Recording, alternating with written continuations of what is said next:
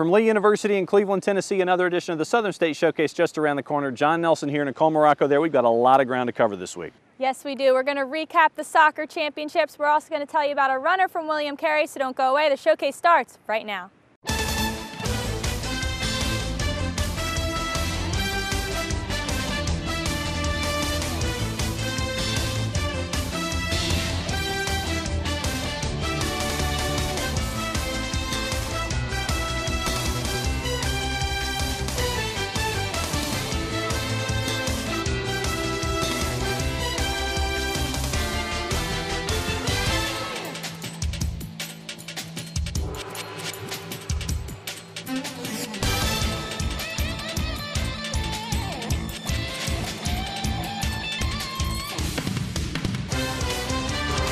The Southern State Showcase on Sports South. Welcome to the showcase here in Cleveland, Tennessee, on the campus of Lee University. It always seems to be a little cold when we're here, but don't worry, I have my gloves and my scarf. I'm ready to go. John, where are we headed first? First stop, soccer championships, Montgomery, Alabama. Let's find out who won in the Southern States on the men's and women's side. So here's your recap from the capital of dreams. The top soccer teams from the Southern States Athletic Conference met in Montgomery, Alabama for the SSAC Soccer Championships. In the girls' final, it was defending national champion Lee University looking for their 9th straight conference crown, taking on Faulkner, who upset William Carey and Mobile en route to the final. Up 1-0 in the first half, tournament MVP Odi Fulu-Tadulu took a pass from Ashley Aragona and found the back of the net for the easy goal as the Flames led 2-0 just 13 minutes in. Faulkner goalkeeper Tia Rogers had a long day, but did find a big save here to stop a would-be goal. In the 33rd minute, Leah Fortune put a move on and fed Charlotte Canlett for the easy score, and Lee would never look back in a 5-1 rout of Faulkner. The Lady Flames have now won 9 consecutive SSAC championships. Well, you know, I think this one's really significant, and the quality of the league this year with so many good teams in the SSAC, but to be able to win this one is something that, you know, is really important to our seniors. They wanted to go out being 4-time conference champions, and they did it with style, and I like that about this group. They've played really, really well over the last few weeks, and you know, they're just a good group of girls, but this one feels special because you know, the quality of the league this year. It says like how the coaching staff works so hard, and that just overflows to us as the players to work as hard and to give our best, and just we play great as a team. We love each other and really respect one another, and when we go on the field we want to fight for one another. So yeah, we have great chemistry, great players on the team, so each and every player deserves this kind of an award. In the men's final, AUM and Southern Poly squared off in a rematch of the 2011 championship. The first half would go back and forth with neither team finding the net. In the second half, AUM was able to pull off the victory 2-1 for the title. AUM goalkeeper Vigner Johannesson was named tournament MVP. All 4 teams in the final receive automatic bids to the upcoming NAIA National Tournament. The volleyball championship also took place in the capital of dreams. 2 of the conference's best would meet in the final as Spring Hill took on Lee. It was a rematch of the 2011 title match. After splitting the first 4 sets, it was down to the 5th. They would go back and forth, but in the end, with Lee up 14-12, Maria Zelenovic delivered a spike, and Lee would grab their 2nd straight SSAC volleyball championship. Feels great to come back and beat this team that we had a tough loss to earlier in the season. It's been something that we've been looking forward to, and we've really been, you know, prepping for this. So it's really great to, you know, see that turn into an accomplishment. Feels better than any conference championship that we've won. We had a whole new team, and we have worked so hard this year at getting better to postseason. And Spring Hill had beaten us early in the year, and it was just, I needed these girls to see that they had gotten better and that they could actually do it, and I was so proud of them tonight. Spring Hill and Lee now both receive automatic bids to the NAIA National Tournament. Reporting from Montgomery, Alabama, for the Southern State Showcase, I'm Scott Singer. Well, as you can see, it was a great tournament. Congratulations to all the participants. John, what's up next? Next is story number 2 on the Southern State Showcase when we come back to Cleveland, Tennessee and Lee University. If you're a fan of the Southern States Athletic Conference, then bookmark ssacsports.com. Visit daily for the latest results, news, standings, and webcasts. Follow your favorite teams and conference at ssacsports.com. I had a dream, a beautiful dream. I couldn't believe how real it seemed. Up on stage, in a field of green, on the winding river, and a song you'll sing. When I wake up, I'll see you here in Montgomery, where dreams come true. From Little League to the big leagues, Musco specializes in sports lighting around the world. Musco's light structure green sports lighting cuts operating costs in half with less energy use, cuts spill light by half, provides guaranteed constant light levels, and includes a 25-year warranty.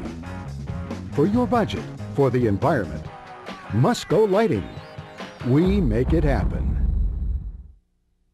The number one can make or break a great game. One hit. And it's going back. It is out of here. One goal. One shot. 1 second. When it comes to technology solutions, excellence is defined by one. One Path, competitively connected. One Path is proud to be the sponsor of excellence for the Southern States Athletic Conference. How do students decide which college or university to attend? Of course, it's based on your reputation, but their first impression of your campus is so important. How do you make that first impression count? By making sure every detail is attended to, with manicured grounds, immaculate maintained buildings, and a welcoming feeling throughout campus. National Management Resources Corporation provides exceptional facilities management services. We make sure that first impression is picture perfect. Welcome back to the showcase here in Lee University in front of their beautiful Science Center. Moving right along for the show. John, what do we have next? All right, next story is cross country, so let's see if I can do this right. It's about a Harrier from Hattiesburg, highly motivated, high-powered, taking on all-comers and really making inroads in the NAIA. Joash Orsoro was born in Kenya. As a young child, he faced much adversity. His parents died when he was 8 years old, and he was left to fend for himself. I grew up in a family of three. We lost our parents at the age 8, both of us. So my brothers and I were pretty dispersed through different family, but since it was hard to take care of their own kids and our own kids, so we all kind of just took care of ourselves. So I went to move with my grandpa, but the grandpa was old, so I decided to move in our old house where the parents had passed away. My dad already built a house before he passed away.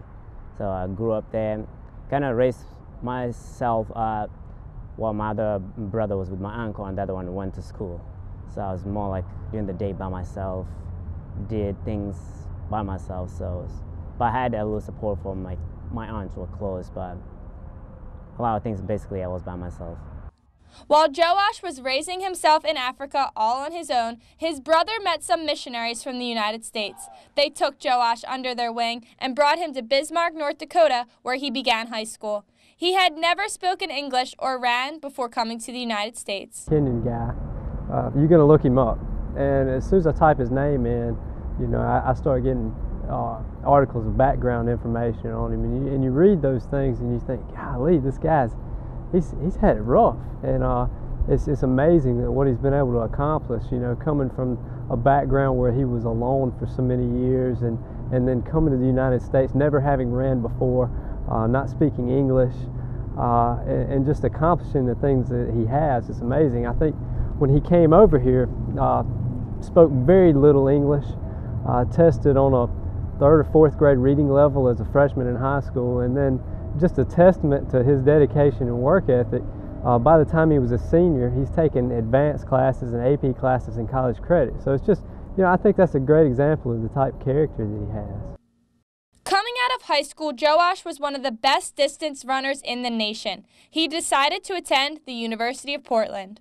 Portland was good. Freshman year, and I came out of high school the top 5 ranked athlete. Went to Portland, had a good time, drove fast time. I had a little bit injuries, which I had setbacks a little bit. I had a thing called osteoitis pubis, where I had a little bit inflammation of the pelvis, which made it difficult to run. But a national came around. I still was the fastest freshman NCAAs, but nationals time. Then 2 years a little bit, and I just felt like I was being alone, you know, left out, so far away. I didn't have a big supporting group. Even though I had a good coach, like my teammates and I didn't seem like we had a connection, you know. Like I felt like I wasn't happy anymore. I wasn't running as I wanted to, and I wasn't enjoying myself. After not being happy at Portland, Joash made the decision to leave the university. He said he Google searched different schools, and William Carey stuck out the most because Coach Ben Smith was interested in getting him an education as well as giving him an opportunity to run. I was happy to hear someone was really more interested in like me as in my education than the running part. I mean, of course, that's what I was there for, but someone who really was there just to see me succeed as an athlete and as a student, that made me happy. And to be honest, I put him into test through the first 2 weeks I was here. In the mornings, Sunday runs, he has never rode his bike in his life, I mean, really, to go up. I'll do more workouts to take to him. The first 2 workouts, it hurt. And one Sunday, I went for 18 miles, he had to bike. So it was funny. So, the biggest issue Joash had while at Portland was fitting in with his teammates. He immediately felt a sense of unity and family with his new teammates at William Carey. Group of guys that made me welcome, made me feel, you know, part of something. I did fun stuff that I never used to. You know, all I did in Portland was practice, then we'll maybe hang out, then library, as that stuff. But now I feel like I have family. They're like family. You know, whenever I need something, you know, we talk. You know, we ask each other, you know, what's going on. Like, you know, they're very supportive, and I like that. Well, I tell you, I think he was immediately embraced by the team as soon as he arrived. Number one, because I mean, they see us times two. They see what he can do to help us. But after he got here, they just fell in love with him even more with his personality. I've said before that he is the best example of servant leadership that I've ever seen before. He's had races this year that he's won. You know, all these races that he's won, he gets a T-shirt for. Well, he gives his T-shirts away. He'll pick somebody on the team that had a good race that day, and he'll say, "Hey, you earned this today." You know, and that's just, those kind of things right there have just made the team really love him, and they really rally behind him. They're real supportive of him, and I think that's what's made it a good fit for him here. Joash has been dominating every race he ran in so far this year. He won the conference championship and was named the SSAC Cross Country Player of the Year. He just competed in the national championship on November 17th in Vancouver, Washington. We will have a full recap and the results in our next show. 2 stories down, 1 more to go, and we find out more about Lee University as the showcase returns to Cleveland, Tennessee right after this. There's a call to be answered. The spirit of competition is still alive inside. The desire still drives. The phrase student athlete has a great ring to it. Lasting friendships are ready to be made. You just want to keep playing. Game on. Learn more at naia.org. Every Italian family has their own treasured recipes. And now at Carrabba's, we're serving up 2 family favorites on one plate. Like our wood-grilled sirloin, topped with handmade marsala sauce and served alongside our signature chicken brine ravioli. Or enjoy fresh ingredients and layers of flavor, all grilled over a wood fire with our Pollo Rosa Maria and chicken involtini. Some of our best recipes are together at last, but only for a short time. So find your favorite tonight and come home to Carrabba's. How do students decide which college or university to attend? Of course, it's based on your reputation, but their first impression of your campus is so important. How do you make that first impression count? By making sure every detail is attended to, with manicured grounds, immaculate maintained buildings, and a welcoming feeling throughout campus. National Management Resources Corporation provides exceptional facilities management services. We make sure that first impression is picture perfect. I had a dream, a beautiful dream. I couldn't believe how real it seemed. Up on stage, in a field of green, on the winding river, and a song you'll sing. When I wake up, I'll see you. Montgomery, where dreams come true.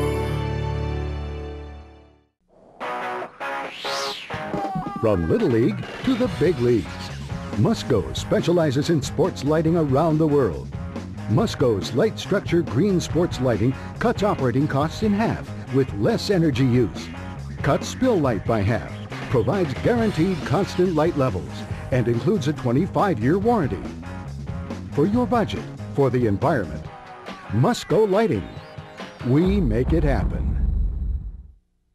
Welcome back to the showcase. Moving on to the C block, we've already shown you all the beautiful places around this campus, so it's finally time to learn a little bit more. And we're going to show you one more beautiful place here on campus. Behind us, they call it simply the chapel. Capital T, capital C. The chapel, as Dr. Paul Kahn and everyone here at Lee University refers to it. One of the beautiful centerpieces here. Time to find out more about the Flames and their place in the Southern States. Lee University is emerging as a leader in academics and athletics in the Southeast and can hang another accolade on the school's mantle, as the school was ranked in 2011 in the top tier in the South by U.S. News & World Report in the medium-sized universities category. Lee is also ranked by Princeton Review's Best Colleges and is now one of the 141 colleges named Best in the Southeast. All you have to do is look around campus and see the confidence in the students, faculty, and presence. One shining example is the chapel that just celebrated its first birthday. The school only had an enrollment of just under 1,000 in 1986. Now it's over 4 times that number, and the confidence still grows. This is Dr. Kahn's 27th year, and he's had a vision and a plan, and he's added so many buildings over the last several years. I don't think he's quite finished yet. I think there's some more construction news in the future, but it's got this, I call it a Georgian architecture. It all sort of matches and fits in, and it's brought us up to date. You know, our new science building, it's not new anymore, it's a couple years old, but it replaced one that's about 30 or 40 years old, and it's really an enhancement for us as far as a recruiting tool. We bring kids on campus, we feel like we can sell them on the idea. One of the points that the university takes a great deal of pride in centers around its approach to being diverse in its makeup and approach, while at the same time being open and receptive toward the growing diversity around them. The university has 30 satellite university branches to expose all students and faculty to the idea around global perspectives. That ranks the school among the top 10 in the country in that category and sends a greater percentage of students abroad than most other universities. I wish we would have had it back when I was in school. It's just an opportunity for our students to learn about other cultures, and they've got trips anywhere from Ecuador to the Far East. Probably my favorite is the semester in Cambridge, where you leave in January, come back in April, and you get to spend a full semester there. And the kids, they just really enjoy those type of trips, and even though it's mandatory, it's not one of those you get upset because you have to do it. It's an opportunity to expand yourself. It's, when I came to Lee back in the 70s, we had a little diversity, but now, whether it be international kids or kids throughout the United States, we have a very diverse population, and it's good for our kids to go over there and study and learn about some of their classmates, you know, come back here and understand maybe what they're dealing with, because they have to come from that country. And I tell people, you come to the U.S. culture, you come to the Southeast United States culture, you come to Cleveland's culture, you come to Lee University's culture, and it is an adjustment. So for our students to be able to go over there and maybe get a sense of where they're coming from, I think it'd be awesome. The mission statement of Lee deals with the concept of developing within students the knowledge, appreciation, understanding, ability, and skills which will prepare them for responsible Christian living in the modern world. There is an increased significance in the previous thoughts on diversity, global perspectives, and living as those ahead of them on campus are living today off campus. Well, you know, each one of our students have to sign a community covenant, and basically that's just our lifestyle expectations and things like that. We are a Christ-centered university. We have required chapels, and we feel like that it's important for kids to stay connected with their spiritual life, and we want them to develop some kind of a spiritual foundation, so that when they live here, they're ready for what we call the real world, and they've got a religious background. We're not going to try to convert everybody to our faith. That's not what we're about. We're just going to provide good, sound doctrine, and hopefully that they can develop some living habits that will carry out throughout the rest of their lives. I've seen so many kids here that they'll come in and maybe not focused and totally change that way. I've seen some kids that have changed for the worst. You know, that happens on every campus, but we feel like that we want to try to make that positive impact so that those kids, when they do leave here, that they have a foundation, they have something to take with them that's going to carry on to their families and to their careers, and they might go out there and impact someone like Lee hopefully impacted them. It's neat to watch these kids as they leave here, you know, whether it's the trips they've taken that's sort of impacted their lives, whether it's the interaction with the professors, whether it's interaction with our campus pastor and things like that. But I think that each one of them, I've heard more and more students come and talk about how that Lee has impacted them, and we're hoping that they can go out there and understand that they do have a responsibility to the world, what we call the real world, to go out there and make an impact on them. And hopefully it will be a positive one, and maybe they can help somebody that we helped earlier. The culture on campus at Lee has always valued the idea of service. Almost a decade ago, the university launched what they called a new service learning initiative that introduces students to a variety of opportunities so they can make a difference when they do leave. This required element of school time includes extensive community service, a course on the biblical and theological foundations of benevolence, and guided reflection on the service experiences. But Dr. Kahn, A.D. Carpenter, and all those who've been around the university have seen its effects and see the impact as a source of pride.